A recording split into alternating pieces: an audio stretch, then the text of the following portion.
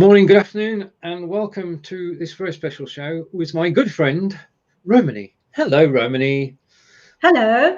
It's been a Right, while. it has been, well, when you say a while, in the actual case, it's true. I mean, we follow each other on Facebook. We're in the same groups on Facebook, but we actually met. But is that 15 years ago? 15, Very long time ago. very Very long long time time. ago. Yeah. Very long time ago. And we say hello to Chris, who's saying hello. Nice to meet you, and thank you for watching us today. Now, we don't have a script today. Anything can happen. Probably will. We're just going to chat for half an hour and catch up. And we're glad that you actually are able to join us. If you've got any questions, either about the UK or South Africa, or about live broadcasting, then please do ask them. And we're going to flit from topic to topic, and we're going to ask questions of each other. I think it's only fair. So, do you have any questions to ask me, Romany? Well, I was thinking because I remember you posting there any volunteers. So I volunteered. I don't know what I was thinking at the time, but I thought to myself it'd be nice to catch up. And then the other day I was trying to tell somebody about how we met. And you would be one of the very first people who showed me about the internet, because what was that networking group that we all belonged to? Academy. Was that it? I couldn't remember the name. And so I was just trying to tell somebody the other day that that's how we met, through that networking group. Yeah, that's right. And we connected, and then you and Sarah were kind of hand-holding me in a way to show me the ropes of how the online world worked in a way. So kudos to you. Thank you for that. Well, I'm still doing exactly the same thing, but thank you. I mean, that's how it began. Do you remember, John? Yes, I do. Hi, John. Right. So the gang is gathering. John, if you've got anybody who's been on Academy, then give them a nudge to come and join Romany and me. Yeah, because we actually met. We actually met at Sarah's wedding. Was it Sarah's wedding? I thought it was a networking event. Was it a networking event? What one that Sarah organised? One at Chelmsford? Yes, that's right. The Yes, Chelmsford one, yeah. In the yes, car showrooms.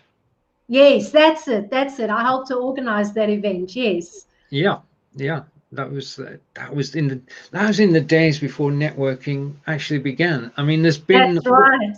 there's been all this 4N thing going on, and everybody's got into networking, but the sort of academy and the events that you ran and Sarah ran, and I think certainly, I'm trying to think of names now who were around at the time.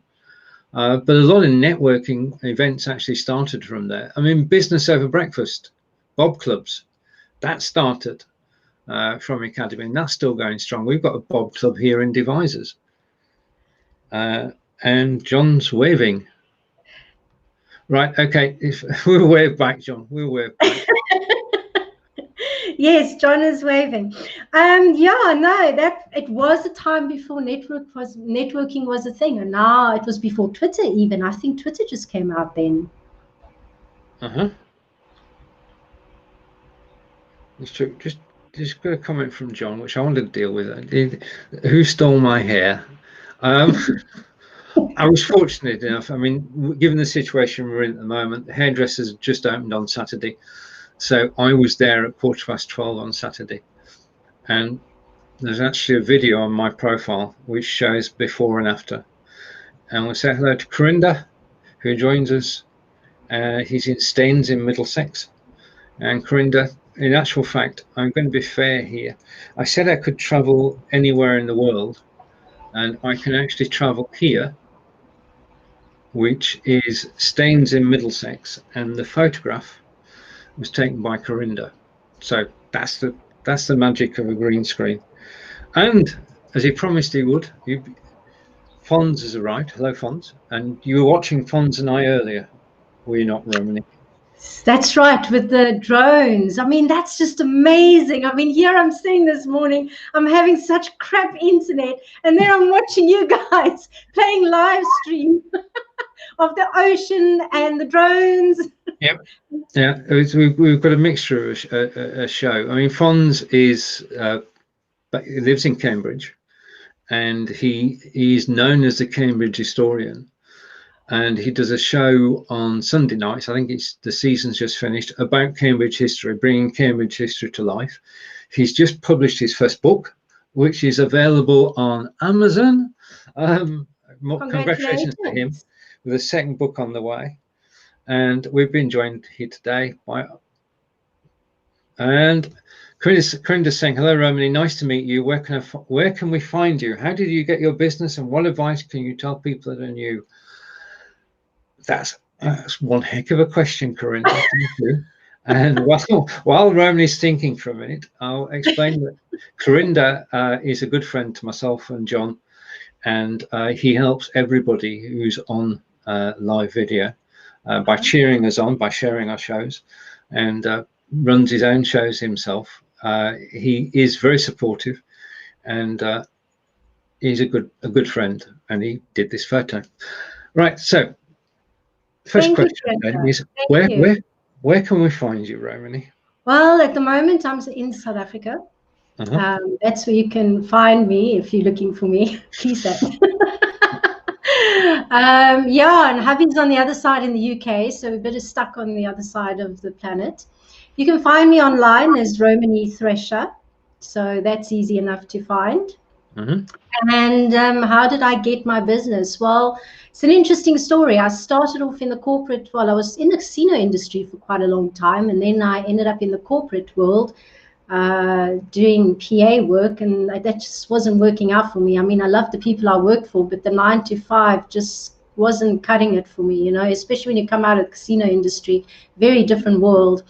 And so then I started looking for work online, or looking for opportunities and stuff that one could do online. And so I was hunting, and I tried all sorts of things, and I learned how to create websites, and I explored affiliate marketing, and I explored so many different things. And then eventually I started doing virtual PA work, and that's when I met Richard White, who's no longer with us. Yeah. And he, you know, he worked with me, and I worked with him, and he said I should specialize in social media because I happened to be doing it. This was before social media was a thing.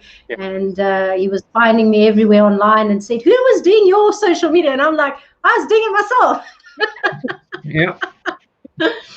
And then that's when I connected with all of you, and then social media has been pretty much what I've been involved in, quite a large part of the work, but pretty much online, doing various things from websites to email marketing to all sorts of stuff for clients online. And what advice can I give to businesses? Well, that depends. What advice? You know what? Be yourself. And the other side is fear. Sometimes fear can get in the way of your business and your life, and it can really hold you back and put you in a box. It did me at some point, where I had to take a step back, and I had to force myself and climb out the box, so to speak. And I think sometimes we don't realize that. We don't realize or think that it's those things that impact us, but they do. And network is another advice.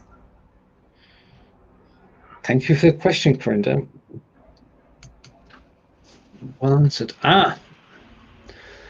And it's Wanma Aranda, and we're seeing new people. Do you know Wanma? No, I don't. Right, Wanma, Saludos desde England y South Africa. Well, I'm going to say in French, South Africa.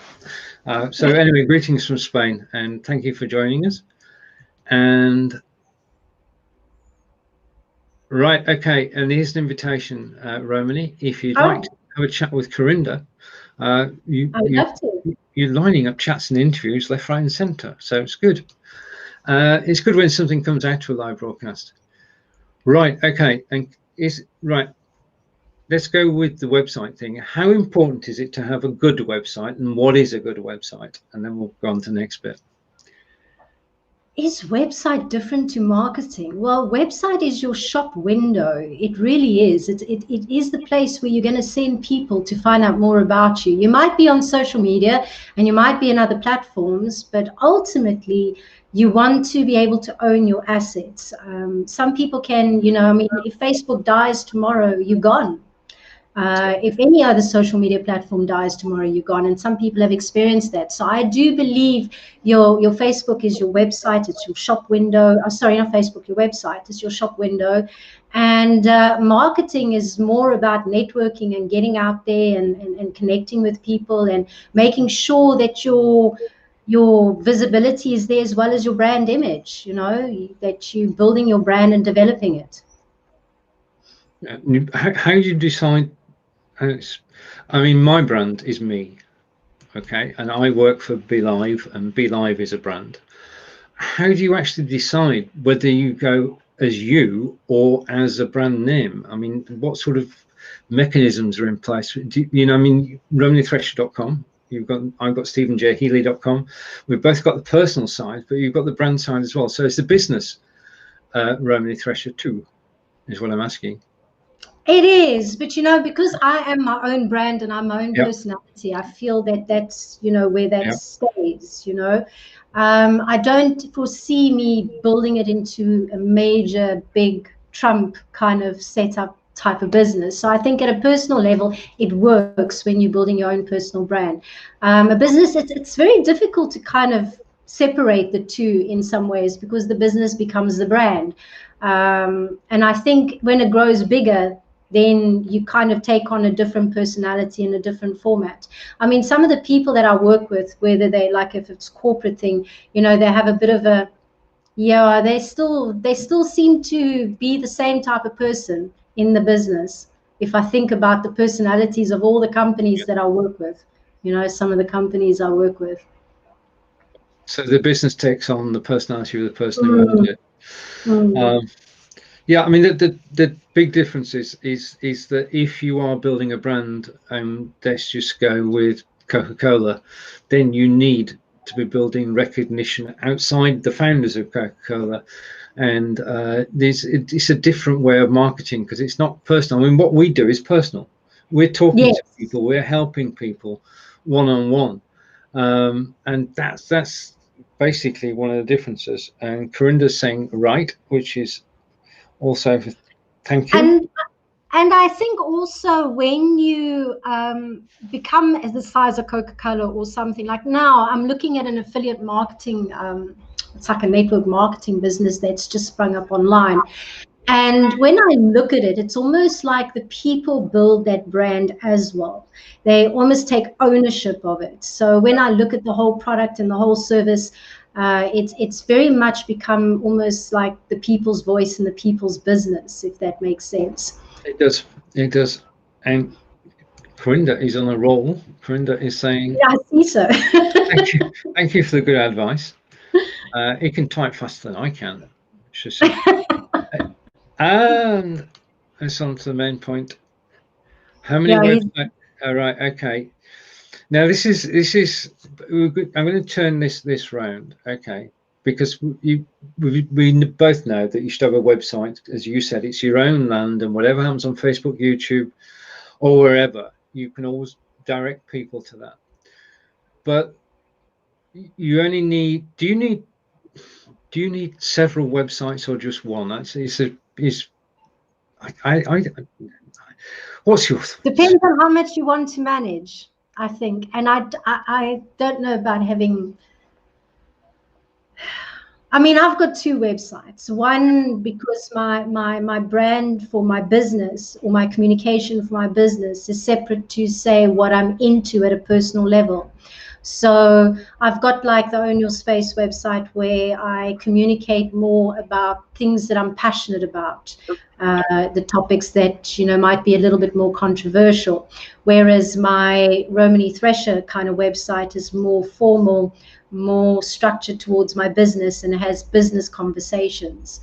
opposed to say the other website where I talk about my life, or I talk about things that I'm passionate about, or like, you know, when the Me Too campaign and everybody started attacking Trump about being misogynistic, and I'm going, hang on a moment, you know, I understand that he might be misogynistic, but can you blame him? It was the world that we lived in at the time.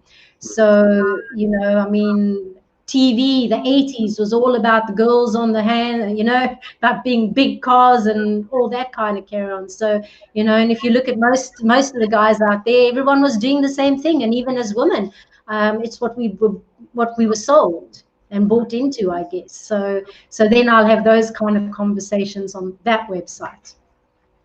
Well, that's it. I mean, you've got somewhere where you can actually express your opinions and your passions. And it's good to sort of separate the two in that sense. So, Corinda, you can have as many websites as you can control and keep track of.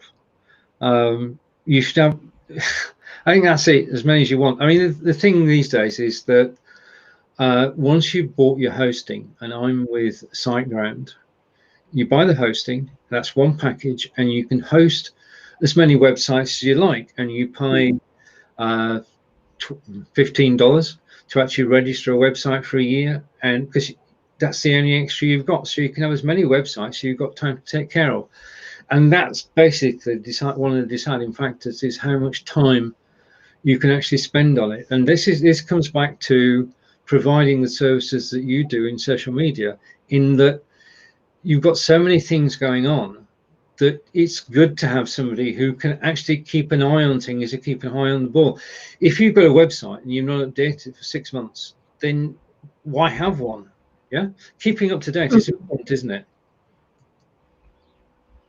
It is. I mean, I know someone that's got quite a few websites, and I must say they do battle to manage it all. And even it does sure kind of overwhelm them a little bit as a business, you know. And I'm not sure whether one should have so many websites or so many things going all at once, because it does create confusion. It can do. Another photo by Corinda. Right, thank you, Corinda.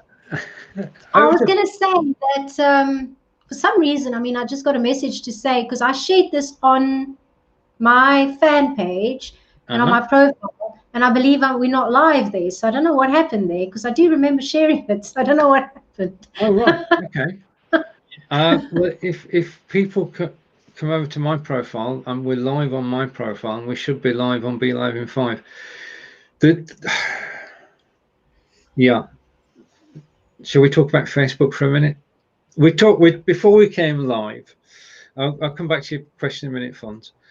Before we came live, we were talking about live video not being perfect, because Romany just watched Fons and I, and the quiz display wasn't, or it could be. But Facebook's not perfect, is it either? I mean, that's something we forget, that things are going to go wrong. I mean, one of the biggest examples is if you go to edit a video when it's finished, you can't always change it. No. You can't change. It's just little things, and you think, why? Why?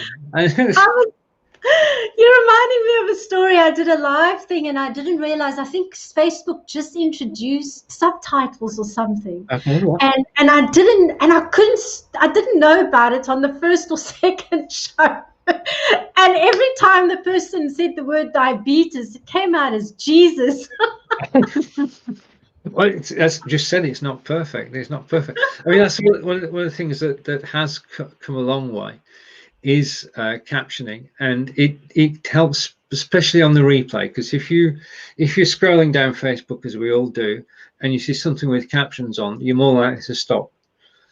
And even with the sound off, you read the captions for a couple of minutes. So to that extent, it's good.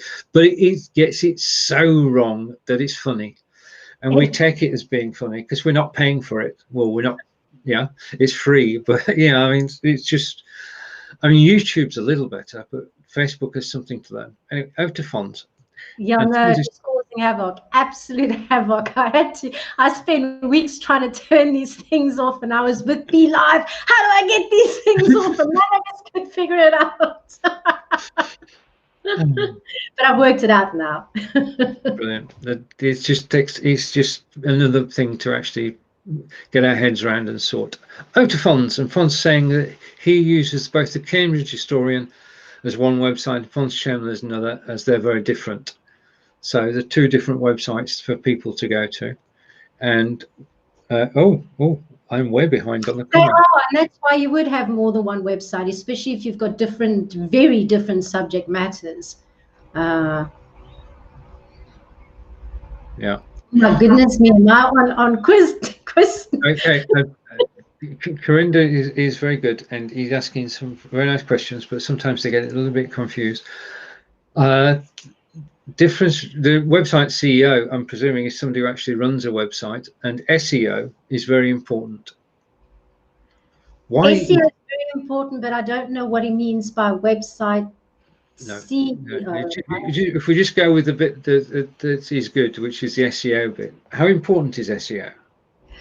I think it's quite important. I think it's good to optimize your content where you can. It's not very easy to do because they kind of want you to structure your key phrases in certain parts, like at the beginning of a sentence or at the first thing of the paragraph, which is not always possible. And then if you've got copywriters who send you content and don't know and understand SEO, then they don't always optimize the content for that. But I do think it's important because it does help you get found in different places. So if you've got 10 articles that are optimized, then you kind of spread your reach a lot further by optimizing that content. And then once it's there, it's valuable content, then you don't have to really rely on paid advertising. Or you can minimize that cost. Yeah. And your question. Corinda appreciates the answer, and then we've got a question from Corinda, and then I'll go over to Chris. Is a subdomain good? Right. Okay. Basically, I've got a website which is on. I'm going to give SiteGround an advertisement again. It's on SiteGround. Every other website I have is a subdomain, but the URL always shows up as livevideohub.net or livevideotraining.net. In other words, nobody knows it's a subdomain. I think it's not as big a thing as it used to be, is it? Because we all either host for ourselves or we host on somebody else's servers. Yeah, I don't know if it's good or not. Okay. If you need to use it, you need to use it. Yeah. I mean, it's easier for find you at mywebsite.com, of course, without the / but I don't think it's a biggie. I mean, if you need to add things on, especially if you want to add different elements of something on your site, then it's not a question I've had, I must be honest. No, this is an observation which is a good one, which is from Chris, which is she used the Facebook group for her two passions. And I think businesses have not, well, small businesses have not yet realized how powerful Facebook groups are. Yeah? They are. They're very, very good places to meet people and to network in.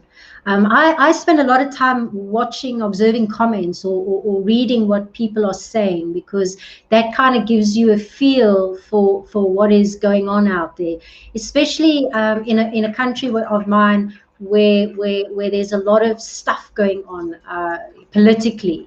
And so it's good to see what the people are saying, what the people are feeling, what the people are experiencing, so that sorry, my dog's just decided he needs my fur kid's decided he needs a bit of a drink of water, if you're hearing that. Very good. So yeah, it's very good to get. It kind of helps you to also establish the need within the market of what people are feeling and saying and thinking. And groups are great ways to meet people at a personal level, I think. It is. It's a way for actually to have discussions with people, and that's discussions that matter, because if people ask you questions in the group, the beauty of it is that you're answering one person's question, but everybody in the group can read the answer. Yes, Yeah? yes. And it is priceless. Helping people in a group is the best. Helping people in your own group, people expect you to do that. Helping people in other groups also works as well, because people remember who answered the question for them. And since the days that Romany and I remember, 2005, Pay It Forward was going then, and it's still going now. And if you do things now, down the road, something good will happen. Yeah, they do. They do. And I think, I mean, and then I think sometimes people just also open groups for the sake of it. I mean, I'll share you a story. I don't know how much you know about South Africa's lockdown, but it's been pretty crazy. Okay. Can I give you the screen? What, you're going to put me on the hot seat? It's up to you. That's all right. Right. I'm easy. So as I was saying, okay. Do tell us the story. Sorry, I interrupted. Yeah, it's been a crazy lockdown in that they banned smoking. You cannot smoke cigarettes. Oh. You can have weed, but you can't smoke cigarettes. So it's been absolutely crazy, and people have been up in mayhem over it because they've been like, we want to smoke our cigarettes, and so there was a group, smoke cigarettes, because every time the president came to do his address to the nation, and everyone's like hanging on there, if they can smoke or not, and no, it's not happening. And so there's been quite a lot of stories about cartons costing an absolute fortune. I mean, people are buying cigarettes on the underground for absolute ludicrous amounts of money. So yeah, there was this group that started on the internet. We want to smoke. Let us smoke. But I tell you what, a whole bunch of people came together. I mean, that group, I can't remember. I think it had about 20,000 within like a day, a space of a day, just because people. It's the best way to organise it. And it is, I mean, basically, we've had the situation in the UK as well. We weren't stopped from smoking, but the pubs were closed. And what do people do at the weekend? We know Friday through Sunday night, everybody goes in city and has a drink. And 99% of them behave themselves. It's just the 1% who make the news. But for 3 months, the pubs were closed. And people were able to go to the off license because they stayed open, but you drank at home. So this weekend, the pubs opened. And we've got a local up the road, which is called the Moonrakers. It's got a story behind it. I'll tell you when we get together again. But they opened. They've now got a beer garden out the back with social distancing. They've got an area. They've taken over an area of the car park, social distancing again. Waiter comes out to take your order, takes it back to the bar, brings the drinks to you. Very civilized, and everybody's so friendly. And they were open Friday. Well, Saturday was the first day. Sunday was the second day, and then Monday. And they published a notice on Facebook yesterday and says, thank you for joining us over the weekend. We had a fantastic time, but we're closed now. We've closed. We had a really good time. We're closed. And we're closed because we ran out of lager. We've no lager, and we don't get another delivery until Thursday. And, the pub that ran out of beer. Well, on this side, you couldn't even drink. Drinking was banned. So people were getting, you couldn't buy alcohol. So people were getting very innovative. They were making pineapple beer was a thing. So the retail stores were being sold out of pineapple, and there was a couple of explosions that happened along the way, I believe. And even my mom, she was like, because she came on holiday from the Philippines, so she can't leave the country. She's now stuck here, and she was so there she was trying to make her own wine, brewing her own wine, using what was it, fruit juice, grape juice, and potato peels, and I don't know what else, but to make her wine. I can go. I used to make tea wine, but that's a long time ago. Right, a remark from Chris, and Chris, thank you. You have to, if you've got a group, you've got to monitor it and do that daily. It's like weeding a garden, isn't it? You've got to take care of it for it to work. And I suppose Corinda has been talking to Chris, and Corinda is agreeing that it's good for the group. And right, okay. Where did the time go, Romany? I don't know. It's been gone I don't very, know. very Brilliant, quickly. brilliant. I think we should do this again. What do you say? I Right, think so. I think right. Okay, you can expect Romany and I to be back once we've got our calendars sorted out, and we'll co-chair, so we both get a shout. And it's been our pleasure today. Romany, would you like to say where people can find you and say goodbye to everybody for now? Okay. Well, you can find me on the internet, romanythresher.com. And yeah, I'm here on Facebook. You know where to find me. I think I'm part of Stephen's group as well. Yep. And that's it. So thank you. Thank you for having me. Thank you for being a great group of engagement. Thank you, Corinda. And we'll be in touch, I guess, because Yep. you want me to come and chat with you on your show. And thank you, Chris. And there was Upton, John as well. And Fons. John Upton and John Fons. Upton and Fons. Yeah. Take care, everybody. Thank We'll see you. you again soon. Bye. Bye.